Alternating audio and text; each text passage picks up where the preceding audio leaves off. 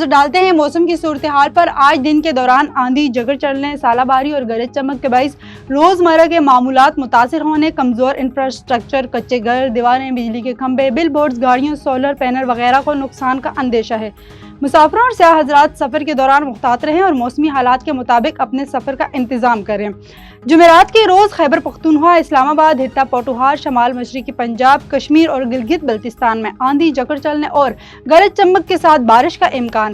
اس دوران بلائی خیبر پختونخوا، حتہ پوٹھوہار، کشمیر اور ملحقہ پہاڑی علاقوں میں چند مقامات پر تیز بارش، ژالہ باری ہو سکتی ہے۔ ملک کے دیگر علاقوں میں موسم خشک اور گرم رہنے کا امکان ہے۔ گزشتہ 24 گھنٹوں کا موسم ملک کے بیشتر علاقوں میں موسم گرم اور خشک رہا، تاہم بلائی خیبر پختونخوا کے چند مقامات پر بارش جبکہ کراچی میں بوندا باندی بھی ہوئی ہے۔